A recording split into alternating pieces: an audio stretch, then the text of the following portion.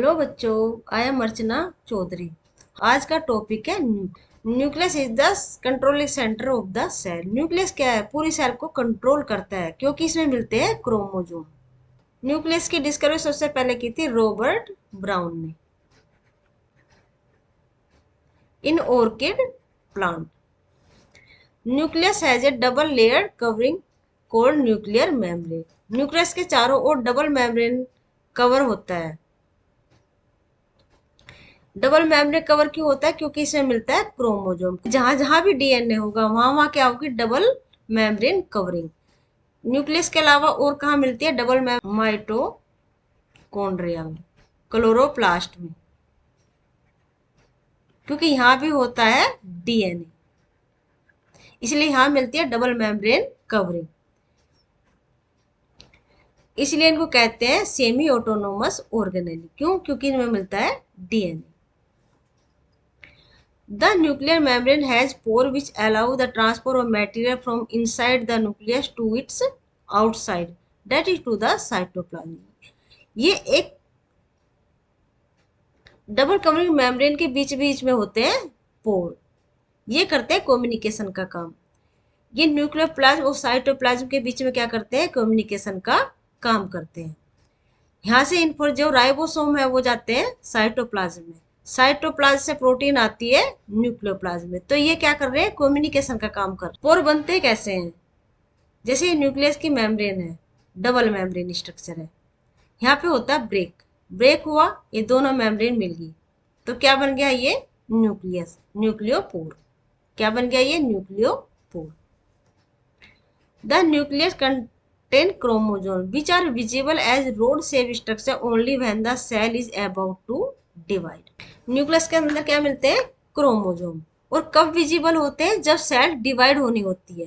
पहले, उससे पहले मिलते हैं क्रोमेटिन थ्रेड के रूप में। क्रोमेटिन थ्रेड एक उलझी हुई सी स्ट्रक्चर होती है, बिल्कुल उलझी हुई। क्या ये उलझी हुई स्ट्रक्चर डिवाइड कर सकती है इक्वली? नहीं ना। क्रोमोसोम की संख्या तो हर जनरेशन में क्या इक्वल होती है, लेकिन अगर ये इस तरह से उलझी हुई थ्रेड लाइक स्ट्रक्चर होती है तो ये आसानी से डिवाइड नहीं कर सकती। तो क्या होगा? डिवीजन के समय जो क्रोमेटिन मटेरियल है सिकुड़ जाते हैं, बहुत कॉन्ट्रैक्ट हो जाते हैं और बनाते हैं क्रोमोसोम।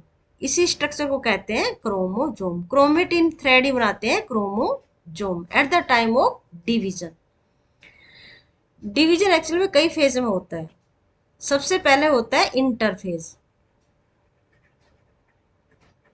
इसे रेस्ट फेज भी बोलते हैं। फिर होता है प्रोफेज, मेटाफेज,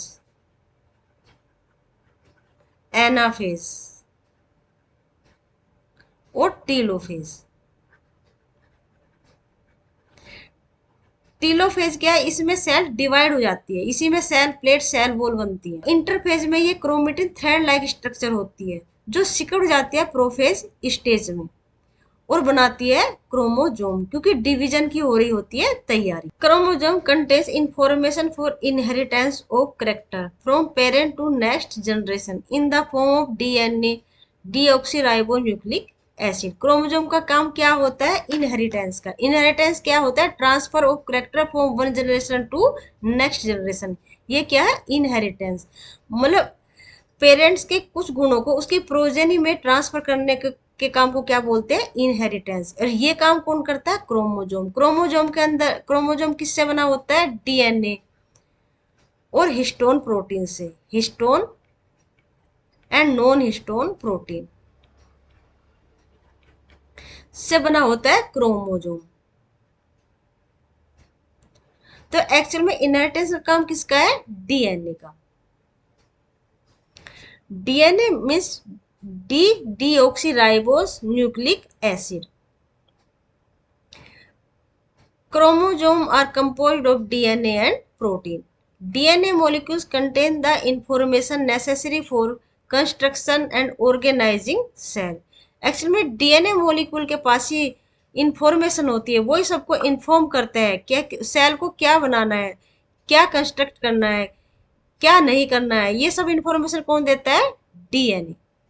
क्रोमोसोम क्या है? एक बहुत लंबी थ्रेड लाइक स्ट्रक्चर होती है, ठीक है। उसके बीच में मिलता है सेंट्रोमियर।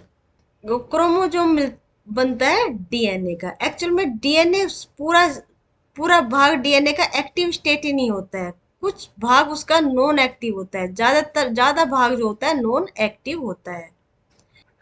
क्रोमोजोम बना होता है डीएनए का, और डीएनए का एक्टिव भाग, डीएनए का वो भाग जो एक्टिव है, फंक्शनल है और इनहेरिटेंस में भाग ले रहा है, उसे कहते हैं जीन।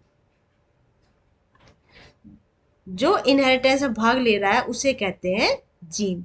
एक्चुअल में क्या, डीएनए पूरा का पूरा क्या है, फंक्शनल नहीं होता है। क्यों नहीं होता फंक्शन, क्योंकि ये नेचर ने दिया है एक प्रोटेक्शन। कोई भी कीमती चीज को क्या है, छुपा कर बचा के रखते हैं ना, इसी तरह से डीएनए का ज्यादातर भाग क्या है, नॉन फंक्शन होता है, ताकि उसका जो फंक्शनल पार्ट है वो उसको प्रोटेक्शन मिल सके। किससे, म्यूटेशन से। म्यूटेशन नेचर में होते रहते हैं। म्यूटेशन क्या होता है, अचानक होने वाले परिवर्तन। कुछ भी अचानक जो परिवर्तन हो जाता है किसी पोल्यूशन से, किसी केमिकल से, या बाय किसी भी नेचर में किसी भी कारण से जो म्यूटेशन होता है, वो ज्यादातर क्या होते हैं, हार्मफुल होते हैं। वो म्यूटेशन जो है फंक्शनल डीएनए में ना हो, उसको प्रोटेक्ट करने के लिए क्या है, डीएनए का ज्यादातर भाग जो होता है नॉन फंक्शनल होता है, और जो उसका फंक्शनल भाग होता है उसे कहते हैं जीन। मतलब क्रोमोजोम का, मतलब डीएनए का जो फंक्शनल पोर्शन होता है, जो फंक्शनल पोर्शन होता है उसे कहते हैं जीन। एक्चुअली में जीन ही जो ट्रांसफर करती है कैरेक्टर को from one generation to next generation. Functional segment of DNA are called genes. In a cell which is not dividing, the DNA is present a part of chromatin material. Chromatin material is visible as intense mass of the thread-like structure whenever cell is about to divide. जब cell divide कर रही होती है तभी chromatin किस में change होता है, क्रोमोजोम में। The chromatin material get organized into chromosome. Nucleus play a central role in cellular reproduction. Nucleus जो है वो सेलुलर रिप्रोडक्शन में भी भाग ले, सेंट्रल रोल, उसका केंद्रीय काम क्या है, सेलुलर रिप्रोडक्शन में। The process by which a single cell divide and form two new cells is play a crucial part along with the environment in determine the way the cell will develop and what from it will exhibit or maturity by directing the chemical activities of the cell. Organisms like bacteria, the nuclear region of the cell may be poorly defined due to absence of the nuclear membrane. क्या prokaryotic cell में क्या nuclear membrane नहीं होती है, सिर्फ एक naked DNA होता है, नेकेड डीएनए होता है। Without DNA histone and non histone protein के न्यूक्लियर मेम्ब्रेन भी नहीं होती है, इसको कहते हैं न्यूक्लियोइड। न्यूक्लियोइड और जीनोफोर भी कहते हैं, जीनोफोर भी कहते हैं। Such an undefined nuclear region containing only nucleic acid is called a nucleoid. क्या सिर्फ एक न्यूक्लिक एसिड होती है, DNA. Such organism whose cell lack a nuclear membrane are called prokaryote. Pro means primitive, karyon means nucleus, मतलब जिसमें एक primitive type का nucleus होता है, उसमें ना न्यूक्लियर मेम्ब्रेन होती है, ना हिस्टोन और नॉन हिस्टोन प्रोटीन होती है। ठीक है, तो क्या होता है, सिर्फ एक डीएनए होता है, उसको क्या कहते हैं, न्यूक्लियोइड या genophore. Organism with cell having a nuclear membrane are called eukaryotic. जिनमें भी न्यूक्लियर मेम्ब्रेन होती है ऐसे ऑर्गेनिज्म के क्या बोलते हैं, eukaryotes. Eu means good, karyons means nucleus. Prokaryotic cell also lack most of the other cytoplasmic organelle present in the eukaryotic cell. Eukaryotic cell में जितने भी डबल मेम्ब्रेन वो सब एब्सेंट होती है। प्रोकैरियोटिक सेल में क्या होता है, एक तो 70S राइबोसोम होता है, ये निश्चित रूप से होता है, ये सभी लिविंग सेल्स में होता है, चाहे वो यूकैरियोटिक हो या प्रोकैरियोटिक हो। क्यों, क्योंकि जीवन में करना होता है सिंथेसिस प्रोटीन का, और प्रोटीन सिंथेसिस होता है तो 70S राइबोसोम से या 80S या दोनों से। यूकैरियोटिक सेल में दोनों मिलते हैं, 80S भी और 70S भी राइबोसोम।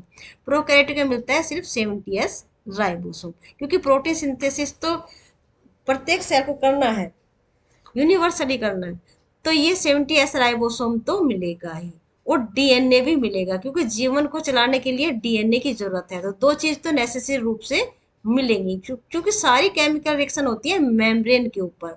और उन प्रोकैरियोटिक सेल में तो एक सिंगल मेम्ब्रेन यही होती है जो बाउंड्री बना रही है सेल की, सिंगल मेम्ब्रेन यही है। तो सारी एक्टिविटीज भी होती है इस सेल मेम्ब्रेन के ऊपर ही। इसीलिए वायरस क्या है, इनएक्टिव होता है। जब तक इसे कोई लिविंग थिंग ना मिले तब तक वायरस इनएक्टिव होता है। क्यों? क्योंकि उसके पास नहीं है अपनी खुद की कोई मेम्ब्रेन। कुछ बैक्टीरिया होते हैं, कुछ बैक्टीरिया फोटोसिंथेटिक बैक्टीरिया होते हैं, उनमें जो सेल मेम्ब्रेन है वेसिकल्स के रूप में टूट जाती है, और इनमें होता है फोटोसिंथेसिस। फोटोसिंथेसिस ये क्लोरोप्लास्ट के जैसी नहीं होती है। इसको कहते हैं क्रोमेटोफोर। क्रोमेटोफोर। और रेस्पिरेशन भी किससे होता है? मेम्ब्रेन के थ्रू ही होता है, क्योंकि जितनी भी प्रोकैरियोटिक सेल है उनके पास सिंगल मेम्ब्रेन क्या है, ये आउटर बाउंड्री ही है सेल की। इसको कहते हैं सेल मेम्ब्रेन या प्लाज्मा मेम्ब्रेन। ये क्या फोल्ड लाइक स्ट्रक्चर बना लेती है, इसको कहते हैं मीजोसोम। मीजोसोम। मीजोसोम। इसमें होता है रेस्पिरेशन। मतलब जितनी प्रोकैरियोटिक सेल है, जिस अगर रेस्पिरेशन होगा मीजोसोम में, रेस्पिरेशन होगा मीजोसोम में। क्रोमेटोफोर में होगा फोटोसिंथेटिक। कुछ बैक्टीरिया होते हैं फोटोसिंथेटिक बैक्टीरिया। और चूंकि डीएनए है, इनहेरिटेंस किससे होता है? डीएनए है। ये नेकेड डीएनए के रूप में मिलता है क्रोमोजोम।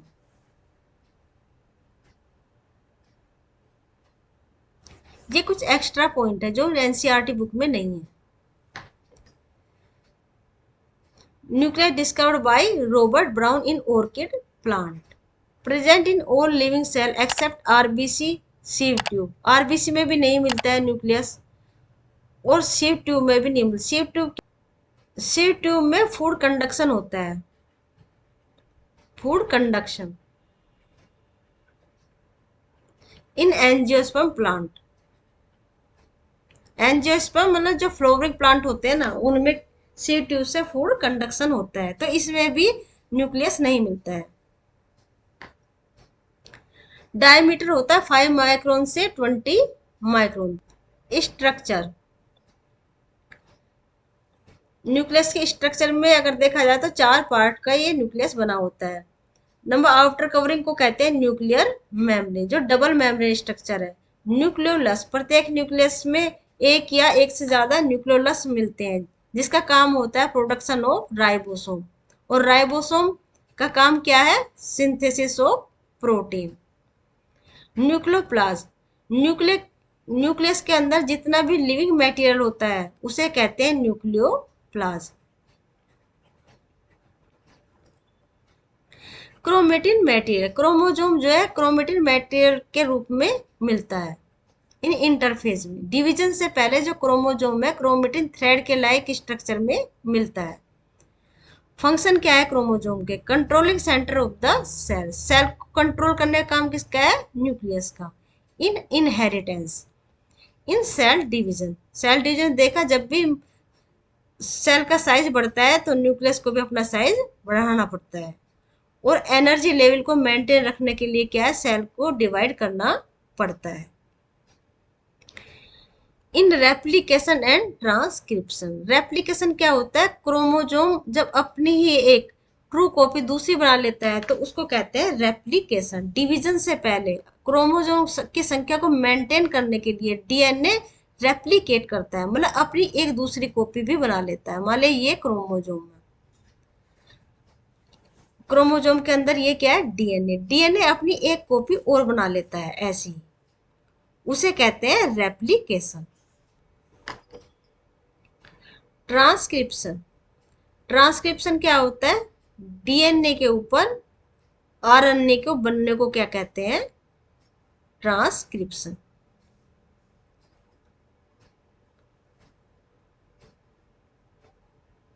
ठीक है बच्चों, एक बार फिर देख लेते हैं। न्यूक्लियर मेम्ब्रेन क्या है? एक डबल मेम्ब्रेन स्ट्रक्चर होती है, और इस डबल मेम्ब्रेन के बीच बीच में मिलते हैं पोर, जिसे कहते हैं न्यूक्लियोपोर। और दोनों मेम्ब्रेन के बीच में जो जगह होती है उसे कहते हैं पेरी न्यूक्लियर स्पेस। न्यूक्लियस के अंदर मिलते हैं थ्रेड लाइक स्ट्रक्चर जिसको कहते हैं क्रोमेटिन। क्रोमेटिन से बनता है क्रोमोजोम। प्रत्येक न्यूक्लियस के अंदर मिलता है न्यूक्लियोलस। न्यूक्लियोलस का काम होता है राइबोसोम सिंथेसिस, यानी राइबोसोम से होता है प्रोटीन सिंथेसिस। डीएनए लेता है इनहेरिटेशन में भाग। इनहेरिटेशन किसके वजह से होता है? डीएनए की वजह से, deoxy ribo nucleic acid. Nucleus की वजह से क्या? Cellular reproduction. री मीन्स दोबारा प्रोडक्शन मतलब क्रिएशन, मतलब दोबारा से जो सेल बनती है उसे कहते हैं रिप्रोडक्शन। कंट्रोल करता है न्यूक्लियस।